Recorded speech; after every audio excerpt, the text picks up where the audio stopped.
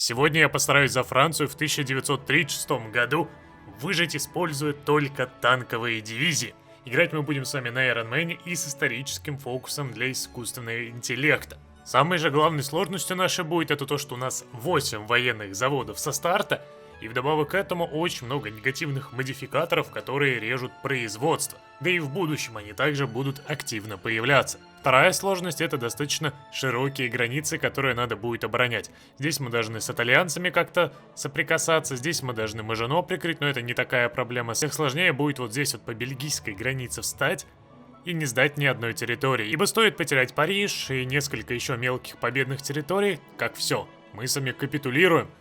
Потому что у нас с вами есть дух, разделенное правительство, где лимит капитуляции минус 50%. Так что, надеюсь, данный путь вам будет интересен. Если вам подобное заходит, то предлагайте подобные идеи.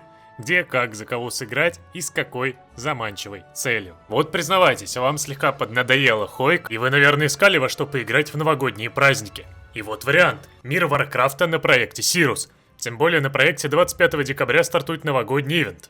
5 человек. 10 минут. Цель – победить мороженку. Выбери доспехи, заточенные под защиту, лечение или урон, и определи свою роль в команде.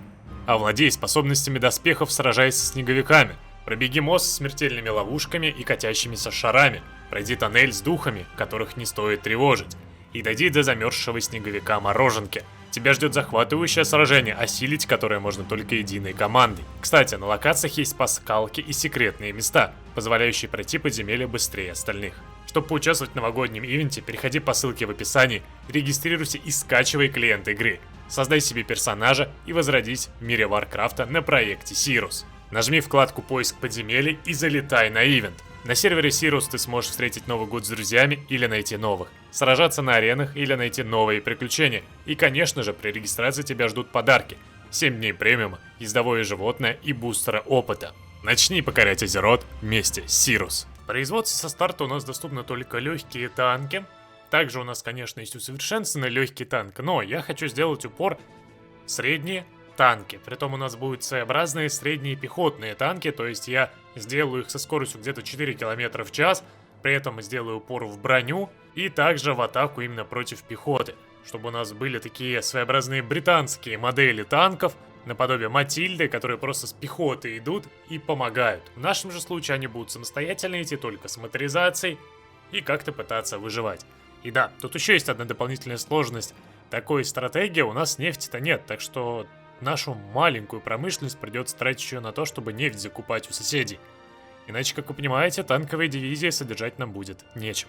Часть войск я распустил, остальные я пока привел в моторизацию, чтобы они сильно не потеряли опыт, и мы смогли его настакать, а в будущем мы просто сделаем из этого 20-ки, может быть, танковые, может быть, чуть побольше ширины, по 24, то есть разбавив эту моторизацию как раз-таки новыми средними танками. И да, понятное дело, я пойду по историческому пути, чтобы нам было как можно сложнее, а сам путь танков выходит достаточно неплохим, потому что у нас есть ряд топовых генералов в армии, которые как раз являются бронетанковыми офицерами, так что сможем их активно использовать.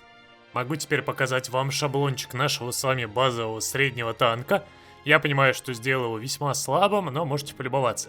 Неплохая бронебойность, способность противопехотной и противотанковой атаки, также достаточно хорошая броня, ну и, конечно же, высокая надежность. Ну и стоимость производства в 14 единиц — это вполне себе терпимо. По поводу же промки у нас уже к июлю 1937 года немало военных заводов, аж целых 27. А все это благодаря тому, что я сразу же пошел в национальные чемпионы. Мы здесь по пути получили достаточно много военных заводов. Кроме того, избавились от дебафов на производство. Ну и сейчас я беру начать перевооружение. Ибо началось противостояние Японии и Китая. У нас как раз подлетела поддержка войны, и мы можем пойти по этому пути.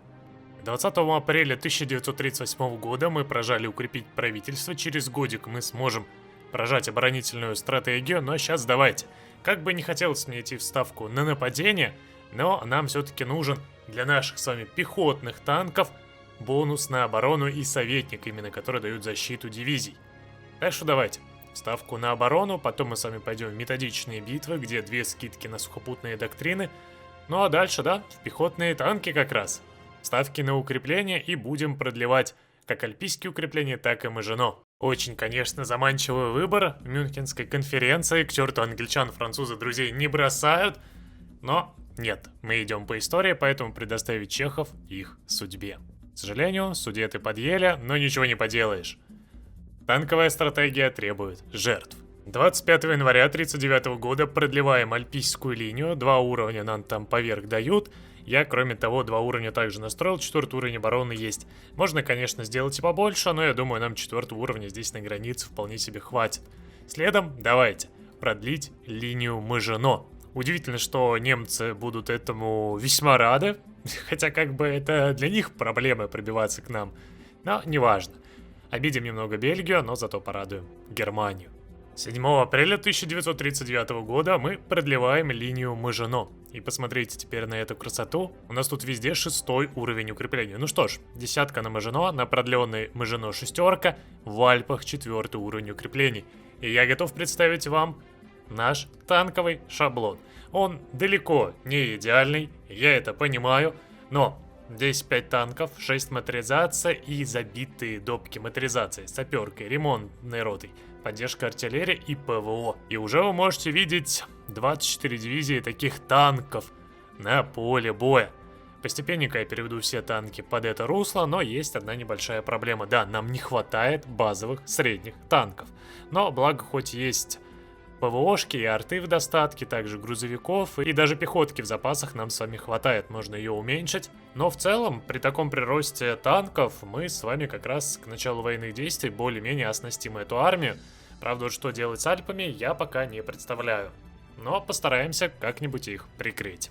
Польша отвергает ультиматум Германии, у нас тут оборонительная стратегия готова, и следом давайте реформу армии.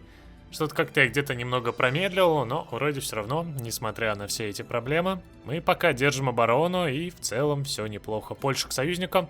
У нас еще немножечко вот подождать, да, 29 сентября достроится здесь центр, и нашим дивизиям будет проще обороняться. Ну а пока начинается битва, давайте вступаемся. На 28 августа 1939 года у нас выходит, что здесь пока моторизация, на основном фронте у нас везде уже танковые дивизии.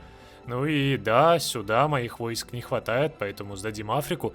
Я бы мог здесь выделить Тунис, выделить Алжир, сделать их вассалами, и тем самым Италия бы сюда не прошла, но мы играем с вами честно. Понадеемся, что британцы здесь сами справятся. Началось самое проблемное. Атаки итальянцев. Как видите, да, у нас здесь оборона хорошая, под 500, под 600.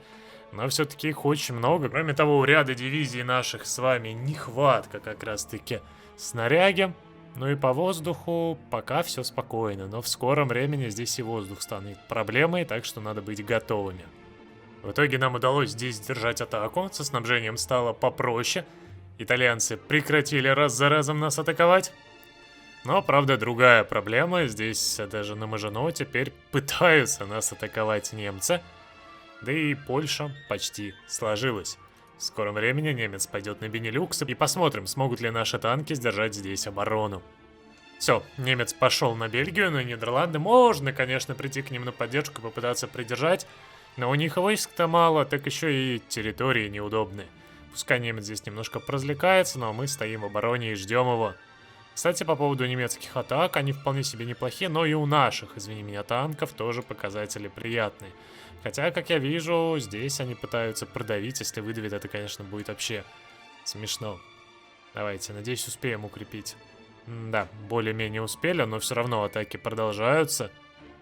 Смотри-ка, все-таки, наши великие французские танки не так уж и идеальны. Нас даже умудряются понемножечку, именно выбивая организацию, толкать. Но все же это такая специфика танков, их все здесь пробивают. Ничего уж с этим не попишешь и не поделаешь. 21 октября 1939 года капитулировала Бельгия, ну и все, французская оборона, состоящая из танков, ждет в гости немцев.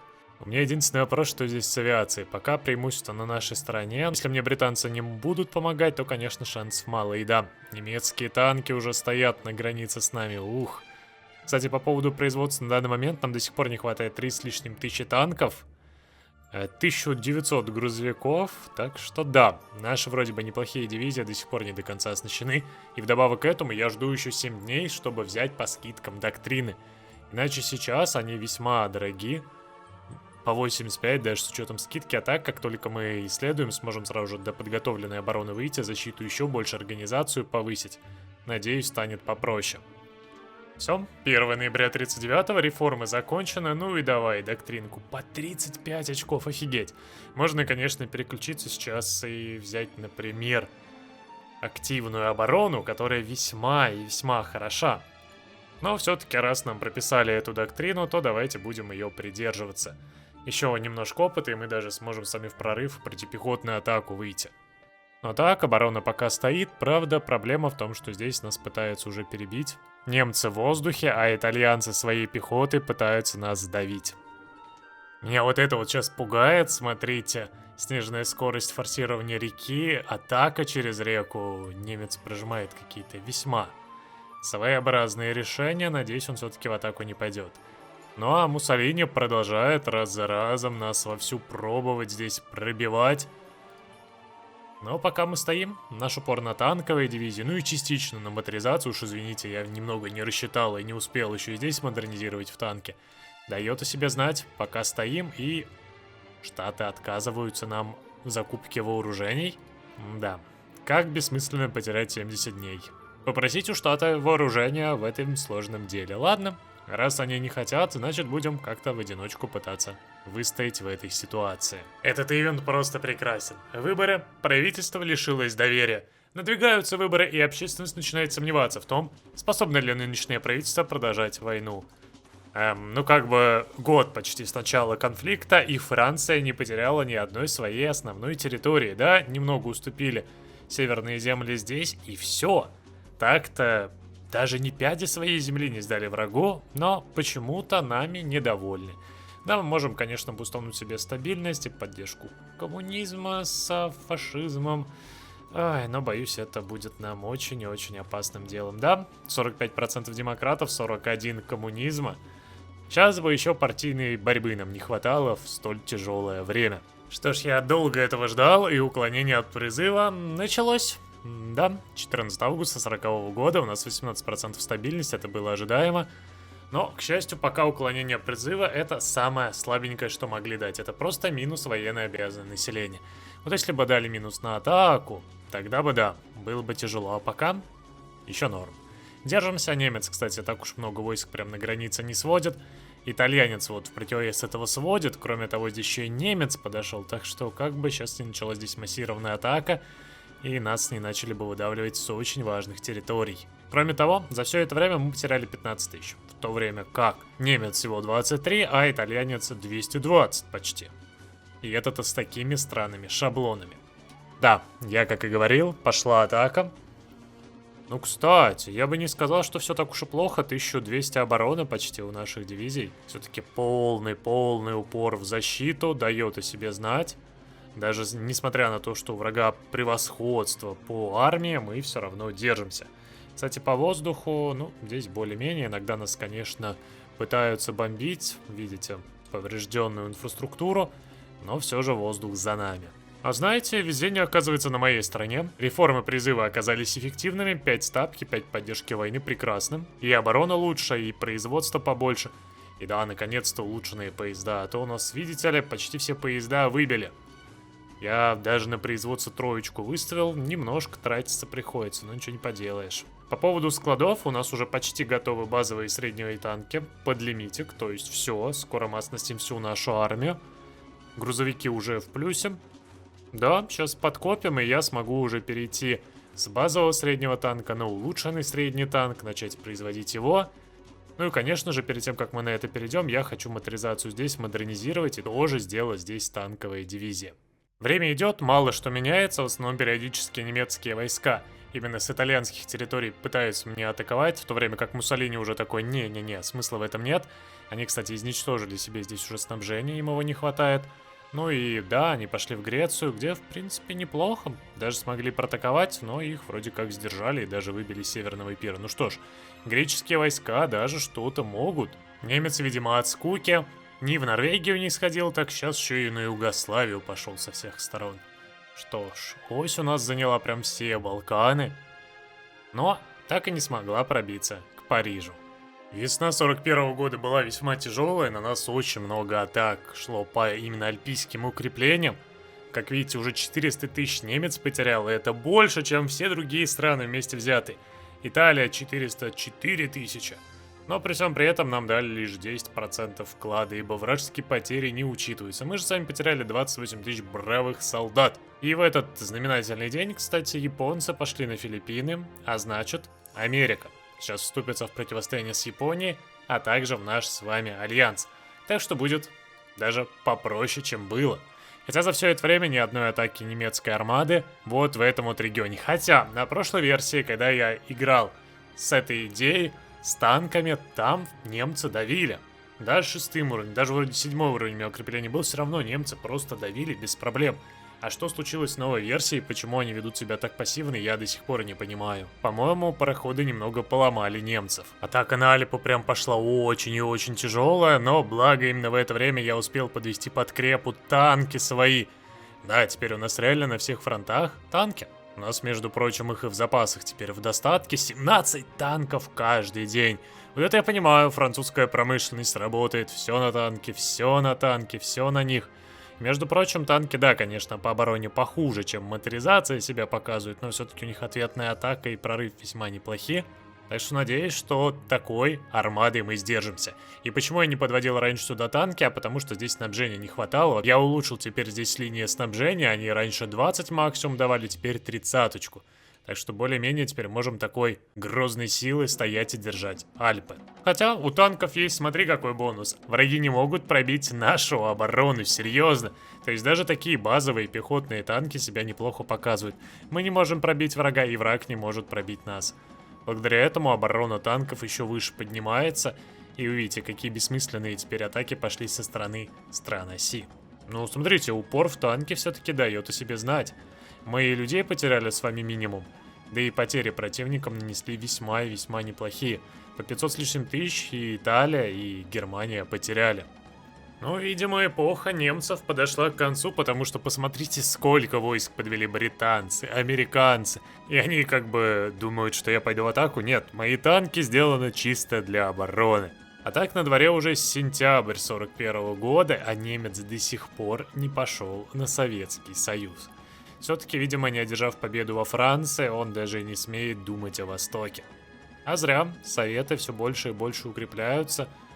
Они и пятилеточку дальше раскачивают, уже Академию наук СССР пошли. С дебафами, между прочим, от Красной Армии тоже маломальски разобрались. Так что рано или поздно Советы станут столь грозной силой, что нам просто с нашими танками стоит лишь посидеть и всю победу выкует без нас. Хотя тут даже и без Советов уже все предрешено. Вы просто посмотрите сюда, эти атаки не прекращаются. Здесь уже 700 тысяч, здесь тоже почти 700 тысяч. Просто немцы, итальянцы пытаются прям через Альпы раз за разом. У них ничего не выходит, но они все равно это делают. Из этого можно сделать вполне себе неплохой вывод. Упор на танки и на танковые механизированные дивизии вполне себе успешен. Без особых проблем мы за Францию сдержались и не отдали ни одной своей национальной территории, лишь потеряли немного колоний. Кстати, даже сейчас мы не отдали Индокитай японцам, так что все хорошо. Здесь колонии у нас сохранились, да и на основной территории ситуация вполне себе приятная. Если вам был интересен этот ролик, то я продолжу дальше. Танковой армадой попытаюсь продавить немцев и победить. Но все зависит от того, как вы воспримете этот ролик. Если вам подобная идея зайдет, то я продолжу. Так что поддерживайте своими лайками, оставляйте комментарии, подписывайтесь на канал. Ну и до скорых встреч в новых роликах. А данное выживание будем считать пока выполненным. Пехотные танки вполне себе способны остановить немецкое наступление.